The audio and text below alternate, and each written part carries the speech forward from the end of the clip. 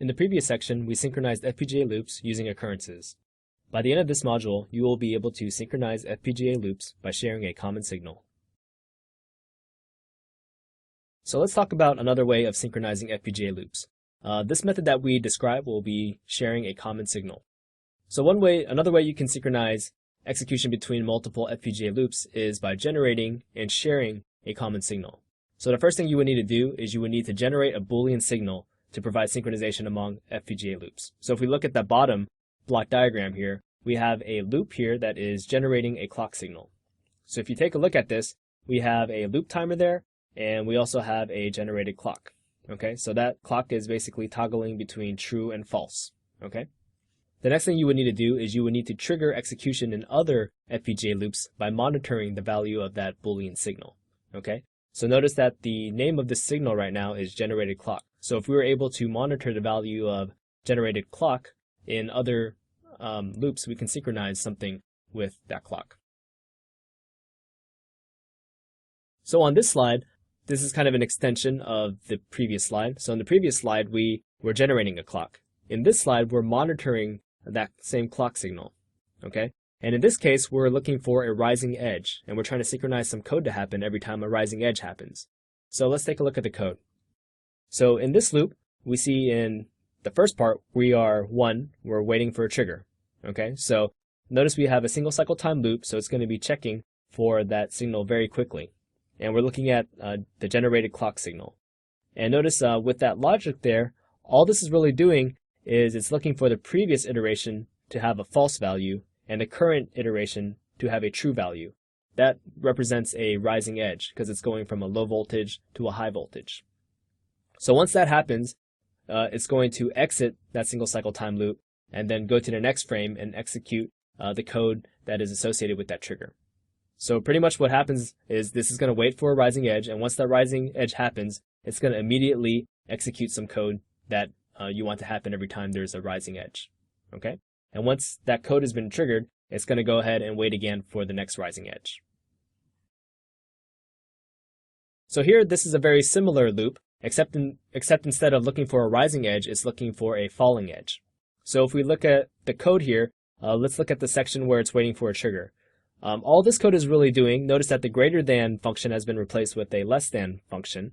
What we're looking for here is a previous iteration of true and a current iteration of false. Okay, so that represents a high voltage going down to a low voltage, in other words, a falling edge. Okay, so once that falling edge occurs, notice that we'll exit out of that single cycle time loop, and then we'll execute the triggered code. On this slide, we see an example of some code that is looking for an analog trigger. Okay, so if we take a look at this code here, so the first part in that single cycle time loop, what we're looking for is we're looking at the analog input value, and then we're seeing if it's greater than that threshold.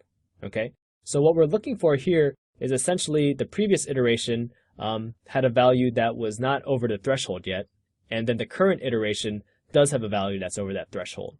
So really what this is doing is it's looking for a time where that analog value crossed over from under the threshold to over the threshold. And once that happens, we're going to exit that single cycle time loop, and we're going to execute some code that's associated with it. So if we look at this particular example, every time that analog edge gets triggered, we're going to set over threshold to true for our indicator, and we're also going to output a true to our digital output line. So in this slide, we see an example of a block diagram that is generating a clock at the top, and then those bottom two loops are monitoring the rising edge of that clock and the falling edge of that clock. And the code for those rising edges and falling edges are going to be synchronized with those rising edges and falling edges.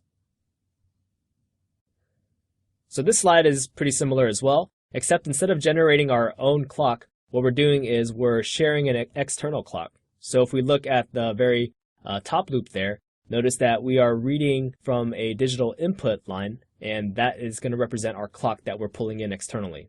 Okay, and now we have some code. So the code in our middle and bottom loops, those are going to synchronize code to rising edges and falling edges of that external clock. Okay, so now that we've seen this code in our slides, let's go ahead and open it up in LabVIEW and see what it looks like. Okay, let's take a look at this demo.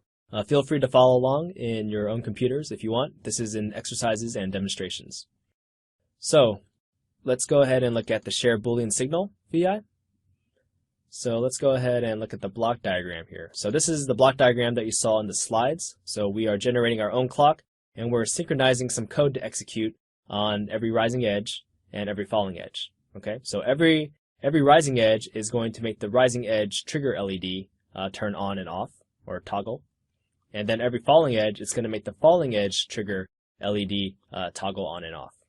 Okay, so let's take a look at the behavior. So notice that generated clock, I have an indicator right there, and that's going to show us what the current state of this clock is. And we're going to make a clock that's running pretty slow so we can see what's happening. Notice that it's going to toggle the clock every 2 seconds here. So let's go ahead and run this and see what happens. So notice there's a rising edge, and when this turns off, that's a falling edge. When it turns back on, it's a rising edge. When it turns back off, it's a falling edge.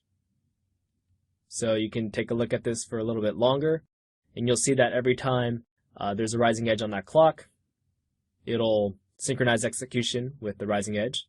And every time there's a falling edge on that clock, we'll synchronize some logic here with that falling edge. Okay? So let me go ahead and stop this.